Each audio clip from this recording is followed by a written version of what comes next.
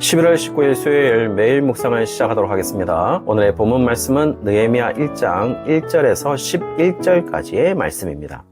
오늘 본문은 매일 성경 목요일 본문입니다. 그래서 학교서를 끝내고 느헤미야를 시작하려고 합니다. 오늘 본문 1절에 느헤미야가 어느 시기의 사람인지를 알려주고 있습니다. 아닥사스다 왕 제20년에 느헤미야는 수상궁에 있었다라고 이야기를 하고 있어요.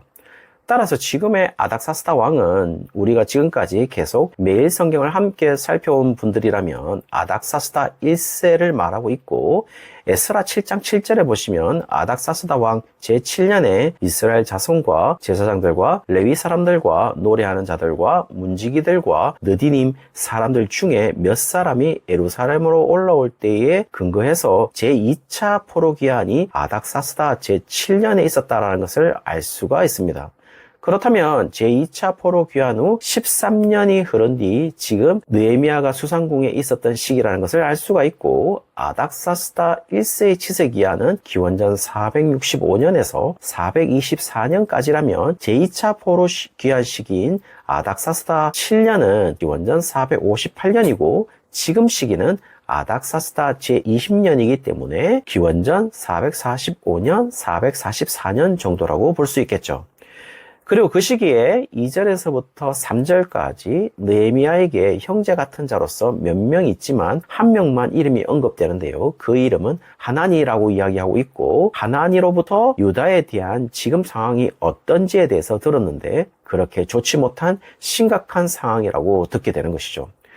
특별히 궁금했던 것은 2절에 사로잡힘을 면하고 남아있는 유다와 예루살렘 사람들의 형편이라고 이야기를 하고 있어요. 여기에서 사로잡힘을 면하고 남아있는 유다와 예루살렘 사람들은 누구를 이야기할까요? 여기에서 사로잡힘을 면했다고 해서 바벨론 포로로 끌려가지 않은 사람이라고 생각할 수 있겠지만, 당시 바벨론으로 마지막으로 끌려간 제3차 포로 시기가 기원전 587년이라면 지금 시기가 445년을 말한다면 140년 이상 시간차가 있기 때문에 지금 포로로 끌려가지 않고 살아있을 가능성이 거의 없으므로, 여기에서 사로잡힘을 면했다라는 것은 바벨론 포로로 잡혀있다가 풀려나서 예루살렘으로 돌아간 사건을 이야기하는 것으로 본다면 제1차, 2차 포로 기한 후 유다와 예루살렘에 있는 사람들이라고 할 수 있겠죠. 그리고 그들의 상황이 3절 하반절에 큰 환난을 당하고 능욕을 당하며 예루살렘 성은 허물어지고 성문들은 불탔다라고 이야기를 하고 있어요. 특별히 이 부분에서 우리가 알 수 있는 것은 성전 이야기는 나오지 않는 것을 보면 에스라 6장 15절에 다리오 왕 제6년에 성전 공사가 마무리되었다는 것을 알려주고 있기 때문에 이 시기가 기원전 515년이라면 제2성전 건축은 마무리되었으므로 성전 이야기를 끌고 오는 것이 아니라 에스라 4장 23절에 아닥사스다 왕의 초본이 르훔과 서기관 심세와 그의 동료 앞에서 낭독됨에 그들이 예루살렘으로 급히 가서 유다 사람들을 보고 권력으로 억제하여 그 공사를 그치게 하니에 나와 있듯이, 느헤미야 귀환 이전에 르훔과 심세에 의해서 성벽 재건에 방해가 있었다는 사실을 오늘 우리에게 알려줌으로써 정확한 정보를 하나니가 가져온 것으로 보입니다. 4절부터 심각한 유다와 예루살렘의 소식을 들은 느헤미야가 기도하기 시작합니다. 늘 기도의 형식에서 나타나지만 기도의 대상이 확실하게 정해져 있어요. 5절에 하늘의 하나님 여호와라고 이야기를 하고 있습니다. 그리고 하나님에 대한 설명을 붙이는데요. 여호와는 크고 두려우신 하나님이시고 주를 사랑하고 주의 계명을 지키는 자에게 언약을 지키시며 긍휼을 베푸시는 분이라고 설명을 하고 있습니다.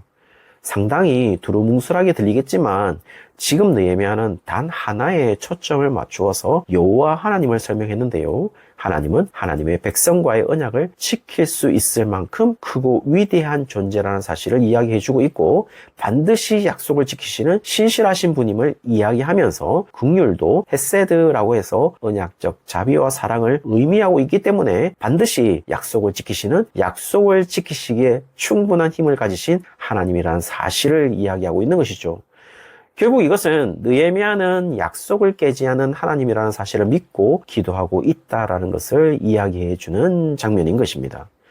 그리고 놀라운 장면이 하나 나오는데요. 6절 하반절에서 7절에 보시면 이스라엘 자손의 주 앞에 범죄함을 자복하오니 주는 귀를 기울이며 눈을 여시사 종의 기도를 들으시옵소서. 나와 나의 아비 집이 범죄하여 주를 향하여 심히 악을 행하여 주의 종 모세에게 주께서 명하신 계명과 율례와 규례를 지키지 아니하였나이다 라고 나와 있고, 그것으로 인해서 8절에는 만약 모세가 받은 율법에 근거해서 범죄하게 되면 이스라엘 백성들을 여러 나라 가운데 흩을 것이라는 신명기 4장 27절 상반절에 여호와께서 너희를 여러 민족 중에 흩으실 것이요 라는 말씀을 그대로 이야기를 하고 있어요.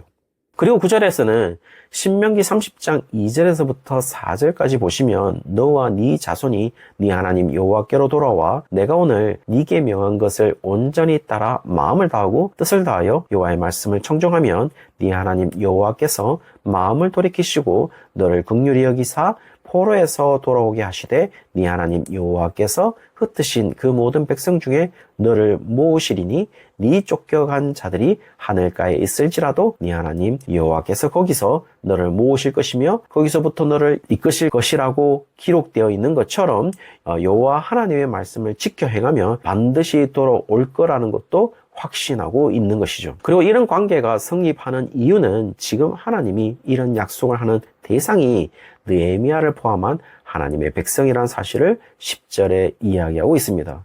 다시 말씀드리면 하나님이 약속하신 대상이 바로 자신을 포함한 이스라엘 백성들이고, 그들은 주께서 일찍이 큰 권능과 강한 손으로 구속하신 주의 종들이라는 사실도 이야기하고 있죠. 여기에서 구속하다라는 단어는 파다라는 단어로 우리가 잘 알고 있는 의미는 값을 주고 석방하다, 풀어주다라는 의미이고, 성경적인 의미는 구속하다, 구해내다라는 의미를 가지고 있어요. 그래서 영어 성경은 redeem을 사용하고 있는 것이죠. 이 파다라는 단어는 주로 신명기에서 사용하고 있고, 신명기에서 사용하고 있다라는 것은 주로 애굽에서 종된 이스라엘 백성들을 구해낸 것을 의미하는 단어로서 파다가 사용되었다는 사실을 이야기해주고 있는 것이겠죠. 그렇다면 지금 느헤미야는 다시 포로되었던 이스라엘 백성들이 예루살렘으로 가는 제2의 출애굽으로 애굽에서 약속의 땅 가나안으로 들어가는 회복을 강구하는 장면이라고 볼 수 있을 듯합니다. 그렇다면 방금 전에 제가 놀랍다고 했는데요. 놀라운 것은 6절 하반절에서부터 7절에 나와 내 아버지의 집이 범죄하여 여러 나라로 흩어짐을 당했다는 장면에서 여러 나라로 흩어짐을 당했다는 것은 분명 남유다가 멸망해서 바벨론으로 끌려왔다라는 것을 의미하는 것으로 보여요. 그런데 이 장면에서 느헤미야는 범죄한 이스라엘의 자신을 포함시키고 있다는 사실입니다. 사실 남유다의 멸망은 기원전 587년으로 어쨌든 그 시기에 느헤미야는 태어나기 훨씬 전임에는 분명해 보입니다. 그리고 방금 전에도 이야기했듯이 지금의 시기는 기원전 445년이거든요. 그렇다면 남유다의 멸망 시에 유다의 그가 태어나거나 살았을 가능성이 거의 없는 상태입니다. 거의 없는 것이 아니라 완전히 없죠. 따라서 남유다의 멸망 안에 느헤미야의 죄는 없습니다. 왜냐하면 태어나지도 않았을 것이니까요. 그럼에도 불구하고 자신을 멸망받은 범죄한 이스라엘의 구성원의 한 사람으로 간주하고 있다는 사실은 물론 죄인이라는 것을 말하는 것이기도 하겠지만 더 큰 의미는 자신이 하나님의 백성으로서 자신은 어디에 거주할 백성이라는 사실을 이야기하고 있는 것으로 보여요. 그래서 자신은 하나님과 관계된 약속의 백성으로 약속의 땅에 거할 하나님의 백성이라는 정체성을 이야기하면서 그 하나님의 백성의 언약적 테두리 안에서 철저하게 자신을 두고 하나님께 기도하고 있음을 알 수가 있죠.